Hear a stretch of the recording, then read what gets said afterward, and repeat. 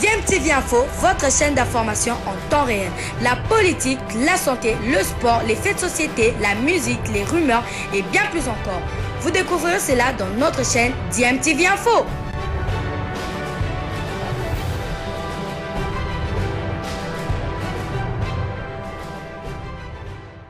Vous êtes sur DMTV, bonjour ou bonsoir, tout dépend de l'heure à laquelle vous nous suivez. Tout le plaisir est pour nous de vous retrouver, mais surtout de savoir que vous êtes nombreux en train de suivre votre chaîne YouTube DMTV. DMTV qui vous propose l'actualité, mais vous propose également des analyses et des réflexions sur des sujets d'actualité, sur des faits sociaux ou tout simplement sur des réalités que nous observons ici chez nous en République démocratique du Congo. Affaire Bukangalozo qui oppose l'IGF et l'ancien Premier ministre Augustin Matata Ampognon, alors que circulait dernièrement sur les réseaux sociaux une liste prétendument émanant de l'IGF avec certaines personnalités qui seraient très bientôt poursuivies, dans laquelle liste on retrouvait en tout cas au moins 11 noms de plusieurs personnalités, dont Augustin Matata Ampognon, et ce dernier qui avait déjà été cité dans le cadre du rapport de l'IGF en ce qui concerne le projet Bukanga Alonso, avait déjà réagi, nous le savons, avant qu'il ne quitte la République démocratique du Congo, à travers une conférence de presse qu'il avait animée, mais cela n'a pas suivi. Bien évidemment, la liste qui a circulé, on a vu le nom d'Augustin Matata Ampognon, mais ce dernier a démenti, en tout cas, disons l'IGF, de qui on attribuait en tout cas cette liste, a démenti en fait que cette liste émanait d'elle, et donc il s'agissait tout simplement de l'intox, le document qui a circulé depuis quelques jours sur la toile, n'émanait nullement pas de l'inspection générale des finances.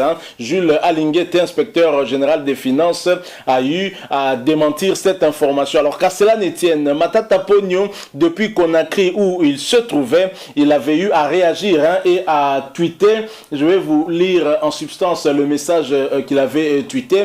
De Conakry où je me trouve au service de l'Afrique, j'ai décidé d'écourter mon séjour de travail et de rentrer à Kinshasa pour faire face à une justice politiquement instrumentalisé. Je suis fier d'avoir servi mon pays dans la transparence et crois en la force de la vérité. Voilà le tweet que Matata Ampognon avait publié. Mais après ce tweet, bien évidemment, Matata Ampognon a rejoint Kinshasa comme il avait promis dans ce tweet-là. Il est rentré au pays et tout de suite, une fois arrivé, il a tenu une conférence de presse où Matata Ampognon s'est exprimé en tout cas sur de nouveau sur cette question de l'IGF et sur la question d'une éventuelle convocation au niveau de la justice, si et seulement si on arrivait à lever son inimité. Vous savez que Matata Ampognon actuellement est sénateur et donc pour qu'il soit justiciable, il faudrait commencer d'abord par cette procédure de la levée de son immunité. Alors je vous propose d'écouter Matata Ampognon pendant quelques minutes. Il revient même sur son tweet qui a fait polémique du fait qu'il a taxé la justice politiquement instrumentalisée. Il s'explique un peu sur tout ça. Suivez et nous allons nous retrouver tout de suite après, tout en vous rappelant bien sûr que vous êtes toujours sur votre chaîne YouTube DMTV. Si vous êtes nouveau ici, s'il vous plaît, abonnez-vous et n'oubliez pas d'activer la notification juste en cliquant sur cette petite cloche que vous verrez apparaître parce qu'elle va vous permettre de ne plus rien manquer des prochaines vidéos que nous allons vous proposer. Suivez Matata Ampognon, nous nous retrouvons tout de suite après. Présenteurs politiques à l'heure actuelle qui sous-tend à la chasse à la sorcière. Vu toutes les réalisations que vous avez faites, nous sommes témoins, mais les présenteurs politiques se transforment par ailleurs à la chasse à la sorcière et faire du mal au fils du pays. Est-ce que face à cette réalité, vous avez le moral aux élites? Oui, je vous ai dit, si j'avais peur, je ne serais pas venu. Comme vous le savez, j'exerce dans des pays extérieurs comme étant consultant. Et il y a même des pays africains qui m'ont offert de rester en permanence dans leur ville. Je pense qu'on est mieux chez soi. Je ne crains rien. Et si je craignais quelque chose, je ne serais pas rentré. Parce que beaucoup de gens m'ont dit, je vous parle de l'histoire de cette maman âgée qui a appelé son fils, politicien ici, en train de pleurer. Et je n'ose même pas vous citer la province, parce que vous serez étonné de la province, parce qu'il n'est pas de l'Est du pays. Et je pense, à mon avis, qu'à un certain moment de la vie, on doit savoir pourquoi on est venu sur Terre. On n'est pas venu sur Terre pour la jouissance. On est venu pour offrir à l'humanité le progrès, le bien-être. Et donc, je ne crains rien. Je suis un citoyen comme tous les autres, le fait de chair, le sang, et donc, si l'injustice doit prévaloir contre la justice, je m'inclinerai. Vous êtes vous présentez-vous? Bonjour, je suis Généralement de Top Congo FM. Vous avez dit que vous êtes citoyen congolais, vous plierez à la justice et en suivant le tweet qui annonçait votre retour à Kinshasa, vous pensiez que cette justice est injuste. Aujourd'hui, vous croyez encore à la justice congolaise? Je n'ai pas parlé de l'injustice congolaise, madame. Je pense qu'il faut bien lire mon tweet. Il était clair. J'ai parlé de l'instrumentalisation, mais je n'ai pas parlé de l'injustice, de la justice congolaise. Parce qu'en réalité, si le respect de la vérité était respecté, on n'aurait même pas demandé la levée de l'immunité. Parce que les dossiers de l'inspection générale des finances, sur lesquels est basée l'initiative de cette action judiciaire, c'est un dossier truffé de contre-vérités, truffé des mensonges. Bientôt, vous allez voir ces rapports. Parce qu'en réalité, c'est truffé des mensonges. Comment on peut parler des responsabilités intellectuelles pour un dossier qui a été traité en Conseil des ministres? Est-ce que dans un Conseil des ministres, il n'y a que le seul Premier ministre qui siège? Et vous savez que dans ce Conseil des ministres, la formule aujourd'hui, vous savez qui préside le Conseil des ministres. Un dossier traité en Conseil des ministres, on dit que c'est une seule personne qui en était responsable, et les autres ministres. Lorsque un contrat a été signé avec une entreprise, le Premier ministre ne signe pas le contrat. Le contrat est signé par 4 ministres sectoriels qui ont la charge du suivi opérationnel du dossier. Ces 4 ministres ne sont pas responsables. Seule la personne qui n'était pas responsable est responsable. Qu'est-ce qu'on peut dire, madame la journaliste? Vous êtes quand même intellectuelle. Lorsque l'inspection générale des finances arrive à Boukangalonzo, constate l'existence d'un équipement, après vérification, l'inspection générale des finances dit: c'est supposé que nous n'avons pas vu cet équipement. Nous devons dire dans notre rapport que cet équipement a été détourné par M. Matata. Et vous initiez un dossier sur base d'un gros mensonge comme celui-là. C'est quand même calamité. Comment voulez-vous qu'on ne dise pas la vérité? Parce que nous ne sommes pas quand même 2 millions de personnes, nous sommes plus de 90 millions de personnes dans ce pays. Et tous les Congolais ont droit à la vérité. Ce n'est pas parce que, bon, on est dans une structure comme dans une autre qu'on peut instrumentaliser les autres pour pouvoir obtenir ce dont on a besoin. Donc voilà, je crois en la justice et dans tous les cas, madame, je vous ai dit, beaucoup de gens ont demandé que je ne rentre pas et je suis rentré. Donc je ne perds de rien, quelle que soit l'issue de ce processus. Voilà. Quelle que soit l'issue, donc, même si le Sénat arrivait à lever... Quelle que soit l'issue du processus, madame, donc, dans le processus, vous mettez tout ce que vous voulez entendre. Voilà. Donc vous êtes prêt à faire la prison? Mais je suis rentré pour ça, madame. Je suis rentré pour le processus. Vous avez peur de citer le nom prison, vous avez écouté, j'ai dit tout ce que vous pouvez mettre dans le processus. Voilà pourquoi je suis rentré. Monsieur, lorsque dans ce tweet-là qui a circulé à travers les réseaux sociaux, notamment dans les groupes WhatsApp, vous parlez d'une justice instrumentalisée, vous ne pensez pas que c'est pas un bon langage, une bonne communication? Ne pensez-vous pas que ça puisse empirer encore les choses lorsque la justice de son côté, qui est peut-être dans un processus normal, entend de vous que vous la traitez d'une justice instrumentalisée? Monsieur le journaliste, je ne pense pas, si on dit que vous êtes sorcier, que vous ne l'êtes pas, vous devez vous sentir gêné d'être saint. C'est pas parce qu'on dit que vous êtes mauvais et que vous devez maintenant vous convertir à être mauvais. Voilà. Et dans tous les cas, je n'ai pas dit que la justice était injuste. Je vous ai dit que le processus qui a été lancé, étant fondé sur un rapport faux, injuste, et donc c'est un processus d'instrumentalisation. Il faut quand même que vous ayez aussi le sens des nuances. Je n'ai pas dit que la justice congolaise était injuste. J'ai dit que le processus qui a été initié est fondé sur des bases qui sont fausses et archi-faux. Et les rapports vous sera donné, c'est un rapport calamité.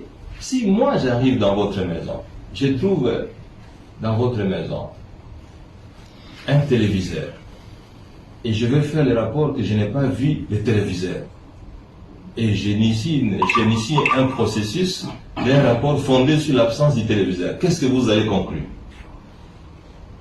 Que ça n'a pas été instrumentalisé? Il y a forcément une mauvaise intention. Et puis imaginez-vous, monsieur le journaliste, quand on dit que tel équipement, on ne l'a pas trouvé à Mukangalonso, parce qu'on veut nuire à M. Matata, et qu'un ministre officiel du gouvernement signe une lettre pour dire « j'atteste que l'équipement est à Mukangalonso ». Mais à qui il faut croire? On doit croire au gouvernement ou on doit croire à l'IGF? Ça fait quand même la honte, vous êtes Congolais. Parce qu'il ne faut pas avoir l'impression que le monde se limite à Kinshasa ou au Congo. Mais tout le monde vous regarde. Et l'appréciation que le monde a sur vous dépend aussi des actes que vous posez. Il ne faut pas croire que le monde est fermé. Mais ces rapports, ils circulent dans le monde entier. Et l'appréciation qu'on fait sur ces rapports ne se limite pas à l'IGF. Il s'étend aussi sur vous. Donc, nous devons quand même être sérieux. Et puis, mes chers amis, il ne faut pas croire que le progrès d'un pays procède du folklore. Le progrès d'un pays ne procède pas du folklore. Les gens travaillent. Les gens travaillent. Et il ne faut pas s'étonner qu'on n'est pas à mesure de payer les salaires, on n'est pas à mesure de construire les écoles, on n'est pas à mesure de construire les hôpitaux. Et écoutez, mais parce que vous vous limitez au mensonge. Vous vous limitez à l'exercice du folklore. Comment voulez-vous que le folklore produise? Où avez-vous vu, monsieur le journaliste, là où le folklore a produit des résultats? Vous avez vu des gens qui ont dansé et qui produisent des résultats? Mais voilà. Dernière question, Blaise. Le terrain, c'est bon. Merci. Merci. Voilà, merci, Excellence. Merci. En principe, ça...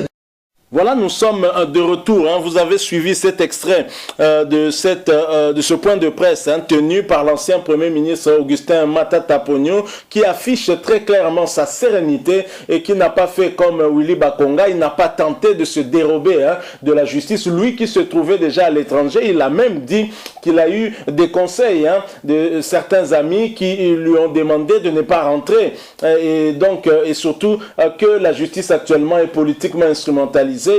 Il n'était pas bon en tout cas qu'il puisse rentrer, mais Matata Ponyo, qui est serein, qui en foi en la vérité, a préféré rentrer. Il dit s'attendre en tout cas à tous les cas de figure, toute hypothèse dont on peut envisager, même son arrestation, il y est préparé parce qu'il ne se reproche de rien. Alors toujours dans le cadre de ce dossier, j'aimerais maintenant vous proposer une analyse faite par deux éminents journalistes, Pius Romain Roland, qui avait été dernièrement aussi sous le verrou. Il avait été accusé, je pense, par celui qui est devenu actuellement ministre des Droits Humains. Il s'agit bien de Fabrice Puela, qui avait des démêlés avec ce journaliste. Il était allé jusqu'à Makala. Et donc, je vous analyse, mais également l'analyse d'Éric Wemba, un journaliste dont on connaît le franc-parler. Et les deux reviennent sur ce dossier Matata Ponyo. Suivez, nous allons nous retrouver tout de suite après. Je rappelle, vous êtes toujours sur DMTV. Vous qui n'êtes pas encore abonné, s'il vous plaît, abonnez-vous et n'oubliez pas, qu'en vous abonnant, vous verrez apparaître une petite cloche qui vous permettra de ne plus rien manquer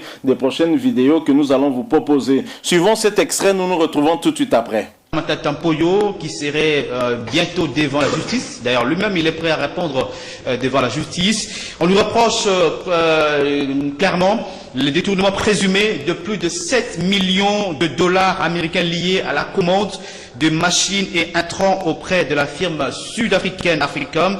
Et cela, c'est selon le rapport de l'IGF. En tout cas, il était au Conakry, il est revenu lui-même d'ailleurs en 18 qu'il disait, je reviens.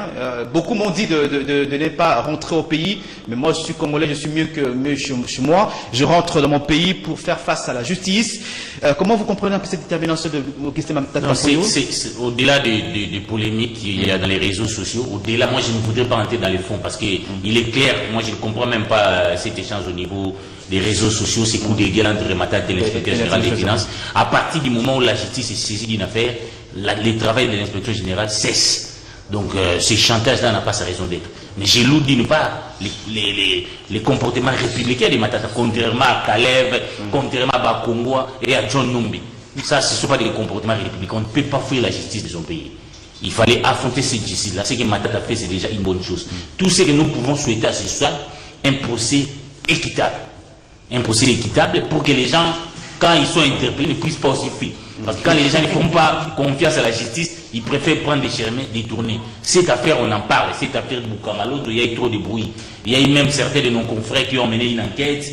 Il y a eu trop de bruit autour de cela, qui livrait dans Bukamalondo. Maintenant, le moment est venu de connaître. Il est important qu'on puisse la justice connaître, oui, que la justice soit faite. Nous connaissons la vérité, rien que la vérité. Donc nous demandons vraiment qu'on puisse, quand les problèmes devant la justice, on fait une trêve. Laissons la justice, ne finançons pas la justice. D'un côté. Mais faire face à la justice, mais lorsque déjà on dit c'est une justice c'est ce que je disais d'un côté. Je ne suis pas d'accord avec l'ancien Premier ministre.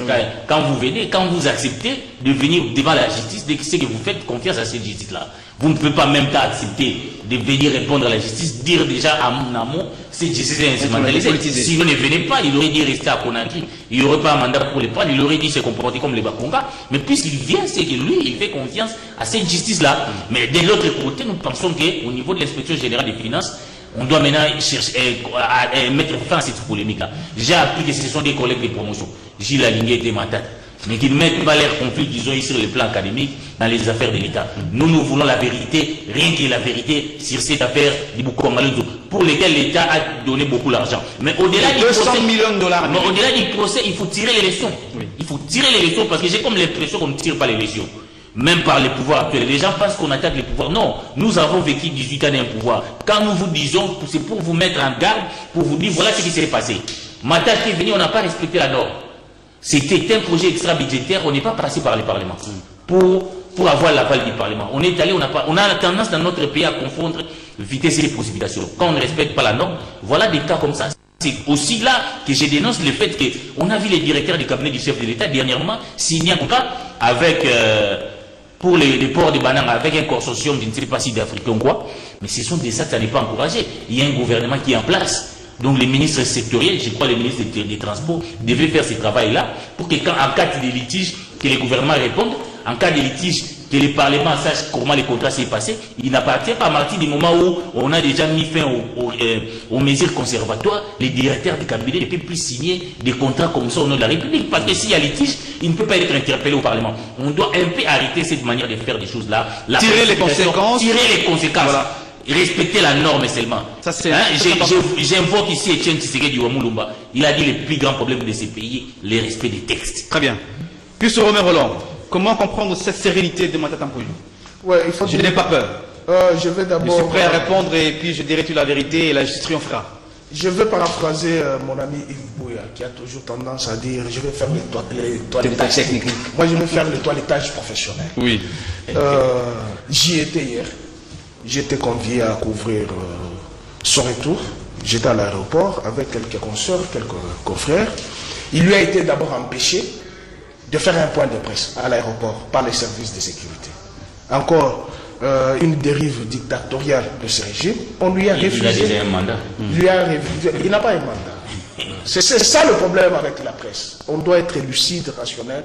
Et lorsqu'on débute certaines choses, il faut être rationnel. Mais pourquoi il veut faire tout cet événement autour? Non, il n'a pas fait événement. Écoutez. Il annonce Twitter, il vient les images dans la télévision. Il a appris. On lui a refusé de faire un point de presse Et il annonce que je suis de retour pour affronter la justice. Nous l'avons accompagné, nous étions dans ses bureaux. Je pense dans les vidéos, vous avez entendu. Justement, oui. Oui, c'est moi qui posais des questions. Ce qui m'a plu en lui, au-delà de ce que Eric a dit, que Matata a dit la justice est instrumentalisée. Non, il a même répondu à la question de notre consoeur Gino Raymond. Il dit, mais je n'ai pas dit que la justice est instrumentalisée. Le rapport de l'IGF est truffé de mensonges et de contre-vérités. Voici ce qui se trouve dans le rapport de l'IGF. Il y a un équipement qui se trouve à Bukangaloz. L'IGF, dans leur salon, disent on doit déplacer cette machine pour incriminer Matata qu'il a détourné. Là, c'est le rapport de l'IGF. C'est le rapport de l'IGF. Or, vous allez à Bukangalozo, ces machines s'y trouvent. L'équipement s'y est. N'est-ce pas? Et déjà, ce qui se passe au niveau de l'IGF, c'est ça ce qu'il a dit. Il se réserve le droit de poursuivre même l'IGF. Parce qu'il a le rapport, il a lu le rapport est déjà fait depuis longtemps. Il a le rapport, il a trouvé des contre-vérités. Et voici ce qu'il dit encore. Comment voulez-vous un dossier traité en Conseil des ministres et les 4 ministres sectoriels sont impliqués et c'est eux qui ont apposé des signatures. Il n'a jamais apposé la signature. Et il dit à haute voix, je n'ai jamais pris 1 centime de cet argent. Tout a été remis au consortium sud-africain. Pourquoi il y a eu arrêt de travaux à Bukangalozo? Puisqu'on avait vu des récoltes, nous avons vu de produits. Pourquoi il y a eu arrêt? Puisqu'il y avait un processus électoral. Ça n'a pas suivi. Et ceux qui l'ont succédé, au lieu de continuer après, ils ne l'ont pas fait. Ils ont pris ça pour le noyer.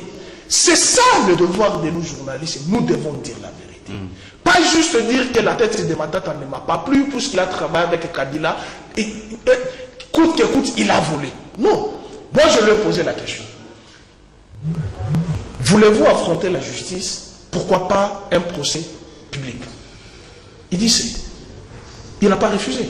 C'est un homme serein. Donc il est prêt. Il est prêt. Courageux. Un procès public. Courageux. Un leader. Il dit il est un leader, c'est celui qui travaille pour le progrès et le bien-être de la population. Et non pas pour s'acharner sur les individus. Il se réserve le droit de poursuivre l'IGF puisqu'il a les rapports. Il n'a jamais touché un centime. Mais pourquoi il semble être agité? Si c'est le fait que vous révélez ce qu'il dit par exemple, je n'ai pas détourné, je n'ai rien fait par rapport à Bukangalozo. Oui, attendons la justice. Non, il des preuves là qui présentent devant la presse. Il devrait présenter devant la justice. Naturellement. Il n'est pas agité. Attends, Eric. Il n'est pas agité.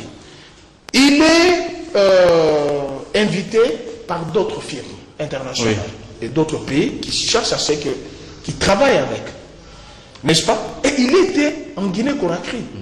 Il a appris par l'envoi de la presse qu'il y a eu une action judiciaire contre lui. Comme il l'a dit, il y a des gens qui l'ont dit, la justice de ton pays, on n'en a pas confiance. Qu'est-ce que tu vas faire là-bas? Il dit non, je me reproche de rien. Je dois, comme Eric l'a dit, pas comme les autres, je ne me reproche de rien. Je rentre au pays. Et il rentre le service de sécurité à l'aéroport, lui refuse de faire une interview. Puisque la presse y était. Oui. C'est ça la question. Non, mais laissez-moi intervenir quand même. L'événement, celle-là qui veut créer. Il a fait quoi les tâches professionnelles. Moi, je Non. Je n'ai pas encore fini. Concluez alors. Je n'ai pas encore fini. Il y a encore la question de lever de ces immunités qui se pose.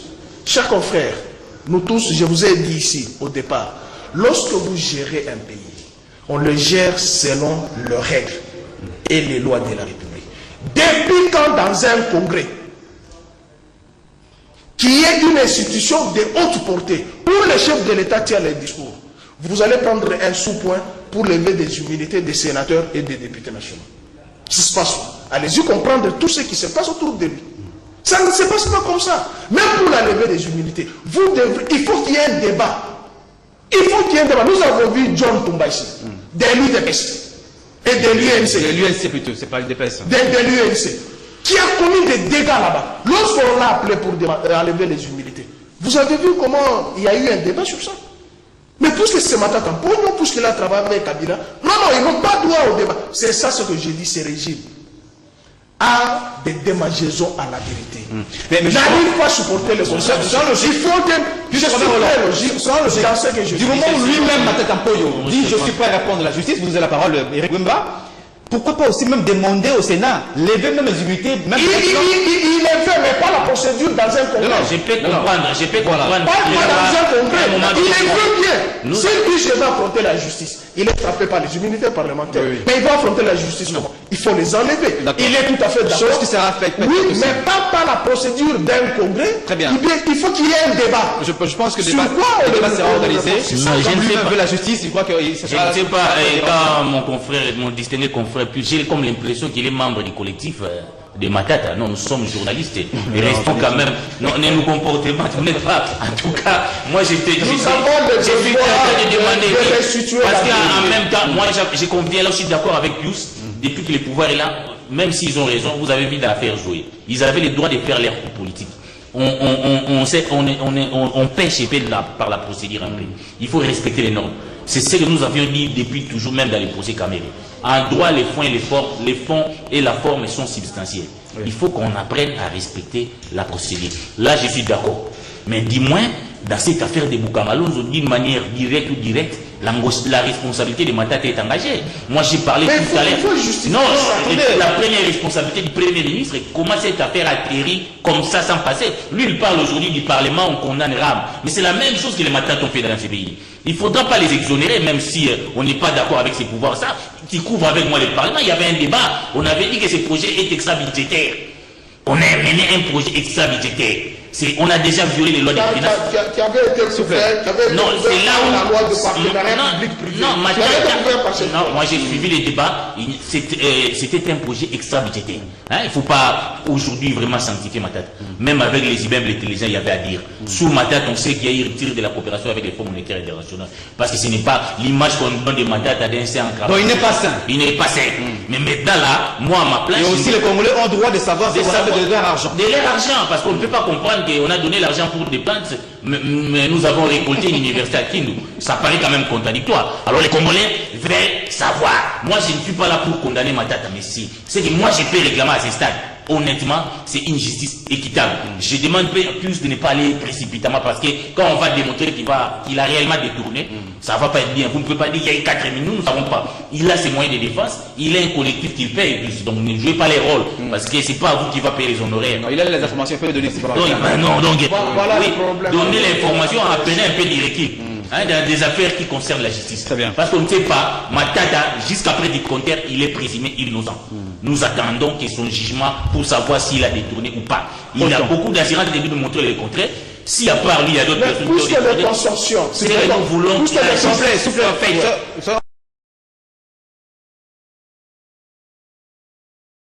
Voilà, nous sommes de retour. J'ose croire que cette analyse que nous vous avons proposée vous aura intéressé et j'espère que c'était tout à fait aussi pertinente. L'analyse sur tout ce qui tourne autour de ce projet Boukangalonzo dont le rapport de l'IGF incrimine Augustin Matata Ponyo. Il se défend, il estime que ce rapport est teinté de beaucoup de mensonges et que la justice a été saisie sur base des mensonges. Je pense que si les éléments, en tout cas, qui ont été utilisés comme sous-bassement dans ce dossier par l'inspection générale des finances, ou si l'inspection générale des finances a enquêté avec légèreté dans ce dossier et n'a pas su établir les vrais responsables de ce qui s'est passé, c'est vrai qu'on peut constater qu'il y a eu effectivement détournement, mais maintenant, qui est responsable? Est-ce que c'est Augustin Matata Ponyo? Vous l'avez suivi en premier lieu lors de cet extrait de son point de presse, et vous avez aussi suivi ses analyses. Alors c'est à la justice maintenant de déterminer où se trouve la responsabilité d'Augustin Matata Ponyo dans les griefs qui lui sont reprochés par l'inspection générale des finances. Alors nous attendons si la levée des immunités du sénateur Augustin Matata Ponyo sera approuvée par le Sénat, dirigé actuellement, vous le savez, par Modeste Bahati Lukwebo. Alors il pourra se justifier directement devant la justice. Hein. En ce moment-là, nous attendons voir éclater la vérité parce que Boukangalonzo était un projet financé par l'argent du contribuable congolais et ce qui a été prévu à cet effet n'a pas été utilisé à bon escient. Il y a eu donc détournement, ça c'est certain, mais maintenant qui a détourné, c'est la question que nous nous posons, la question à laquelle aussi nous attendons des réponses et nous espérons que la justice de notre pays pourra en tout cas répondre à cette question. Alors une autre préoccupation, c'est que là, à partir du moment où Matata Ponyo estime déjà, avant même de se présenter auprès de la justice, que celle-ci est politiquement instrumentalisée, est-ce que c'est une bonne chose de tenir ce genre de propos parce que ça peut frustrer les magistrats même, ça peut frustrer aussi la justice. Est-ce que ce n'est pas préparer l'opinion publique nationale et même internationale au cas où il venait à être condamné, dire déjà qu'en avance j'avais déjà prédit ce qui pouvait se passer parce que j'estime que cette justice est politiquement instrumentalisée, qu'elle n'est pas totalement indépendante hein, et libre. Et donc voilà un peu encore des inquiétudes hein, que nous pouvons avoir et nous espérons que la justice restera neutre hein, et juste et que ce sera justice qui sera dit parce que dans cette affaire de Boukangalonzo, les Congolais qui sont des contribuables ont besoin de voir les vrais responsables être punis, hein, que les actes qui ont été posés soient punis conformément à la loi, mais surtout que l'argent détourné retourne bel et bien dans les caisses de l'État et que ce projet Boukangalonzo soit au besoin, pourquoi pas, relancé parce que c'était quand même un bon projet qui allait nécessairement lutter contre cette problématique de famine dans notre pays. Voilà ce que nous avons voulu vous proposer. Nous espérons que ce sujet aura retenu votre attention. Si c'est le cas, laissez-nous un like, laissez-nous en tout cas un maximum de j'aime, hein, mais partagez avec nous également votre point de vue en nous laissant un commentaire. Merci de vous abonner à cette chaîne DMTV, hein, s'il vous plaît. Si vous n'êtes pas encore abonné, n'oubliez pas d'activer aussi la petite cloche de notification. Vous la verrez apparaître dès que vous serez abonné. Elle vous permettra de ne plus rien manquer des prochaines vidéos que nous allons vous proposer. Encore une fois, merci à vous. Nous espérons vous retrouver bientôt avec un autre sujet. En attendant, portez-vous bien et DMTV vous dit au revoir.